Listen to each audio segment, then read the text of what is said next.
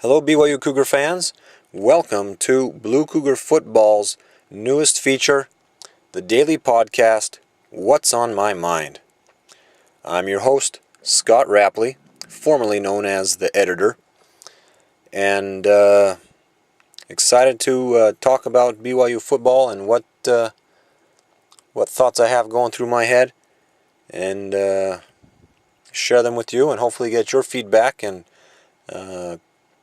help everyone get excited for the season. Since this is the first one, I want to do a little housekeeping to start with.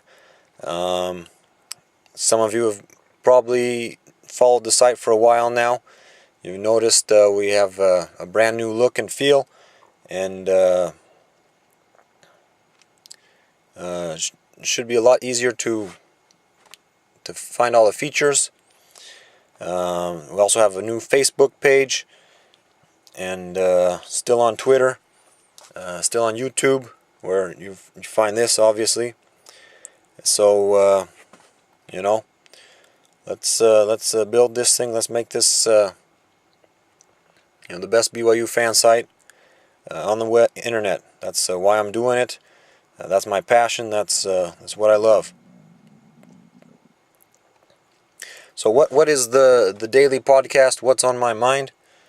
Well, as I've been doing the site for the last few years, writing stories and sharing tweets and stuff, there's just so many things that don't make it into the stories, don't make it, they just don't work for a tweet or whatever. But I still think they're really good. Good things. They're just ideas that they just don't make a good story. There's just not enough information for it. But it still could be a great talking point. So basically, this is just trying to gather all those, put it back together, keep the conversation going, talking about things, and just help us all be as informed as possible. I know in the past, on other podcasts I've done, I've been told I'm worse than Cody Hoffman, and so I'm trying to have more energy. I've moved to a new location where I record these, so I think I should be able to have more pep, more enthusiasm, more volume, if that's the word you're looking for, so that this can move faster. Be more exciting and not put anybody to sleep. And hopefully I'll be joined from time to time by some of the other great writers that we have on the site. In fact, including our newest, Tanner Spear. He started just last week, and he joins Nate Depperman and Neil Rapley, my brother, who have been contributing since last year. And if you haven't seen the new site, go there, bluecougarfootball.com. There's tons and tons of information there now. Still in the process of transferring all the stories, but it's really well laid out, easy to user-friendly to see what exactly we have going on, and to access the best works that we have, as well as a lot of new information. I mean, this is going to be the best place for information on BYU football around. Going back as far as I possibly can, get things like recruiting classes, top 25 rankings, and the like. So I think you'll really enjoy it. Check it out, share it, and let's have some fun. Okay, so today, August 20th, 2013, BYU football. What's on my mind? Well, a lot of things are on my mind. First, let's start with the uniforms. I haven't weighed in on the uniforms this offseason. We've got two things happening. One, BYU is going back to royal blue for the Utah game, just like 2009, which was the last time BYU won. So I think that's a good sign. and so that's going to be lots of fun. Personally, I like the royal blues. I prefer royal blue over the current color, and so I'm always happy to see them wearing royal blue again. The whole tradition, spirit, honor instead of the names on the back, I think that was well-mean. Bronco Mendenhall, he had good intentions, just not the right way to execute it. I've seen it before, something similar with Maryland, and I don't really like it. It's just not, it just doesn't fit college football. I mean, college football has all its great pageantry and things, and putting other things on the back of jerseys besides players' names, that just doesn't quite fit. It doesn't feel right. Either no names or the names. Don't mix it up with other stuff.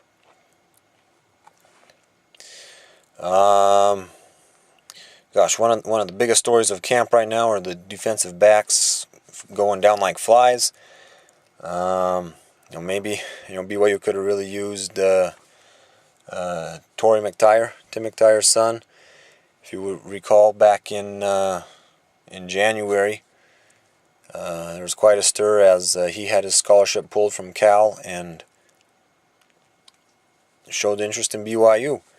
And unfortunately, BYU didn't find a way to get him in, and so he ended up signing with UNLV. But he's really fast, a wide receiver, defensive back type of player. And now, BYU could use all the bodies they can get back there. Kind of interesting. I mean, I tweeted at Derwin Gray to see if BYU defensive back from the early 90s who went on had an NFL career, see if he had any sons that he could send our way, but all he's got is a 12-year-old, so no luck there. All right, top 25 preseason polls are out. BYU makes the others receiving votes. Got a story up about that, the reaction to the rankings that we do. So I won't get into that too much. You can go there and read what I put. But one thing I didn't include in that is that one team that's also receiving votes, more than BYU in fact, is Ole Miss. I just find that kind of interesting how far they've come since we faced off with them to start the season 2 years ago, just 2 years ago.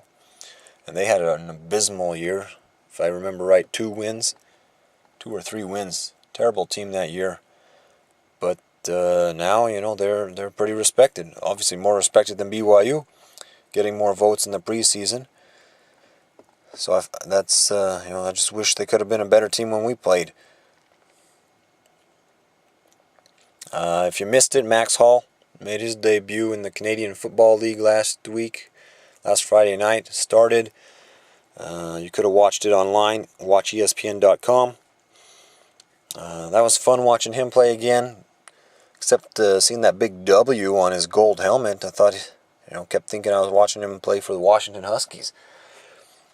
But he looks like the same Max. He was throwing the ball pretty well when I watched, and hope he can succeed. His team lost, and they're really having a tough year. So I don't know how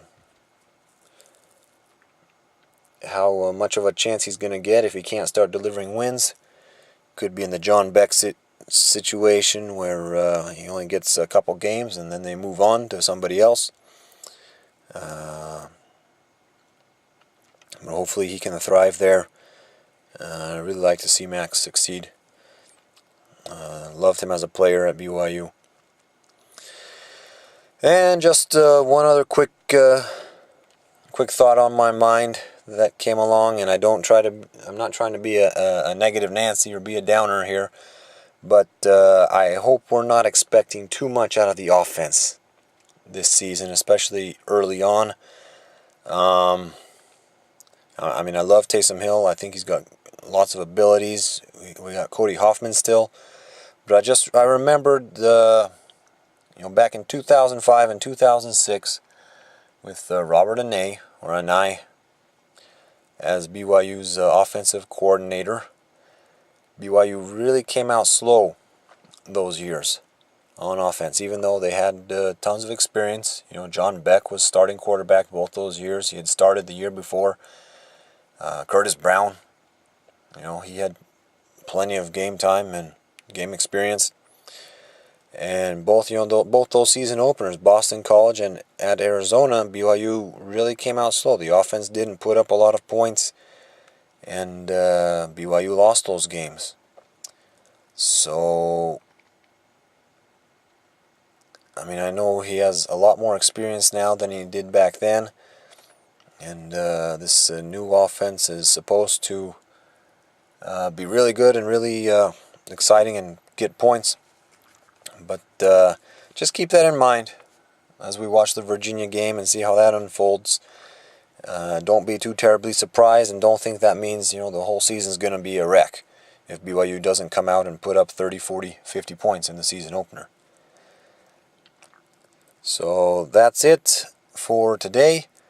I mean, these things, they might end up being longer. They could be shorter, longer. It's what's on my mind. So whatever it is for that day. But I just hope, you know, it helps you get through the day and makes your day better. Because talking about BYU football, educating and enlightening you. So have a great day. We'll talk to you tomorrow. Go Cougars.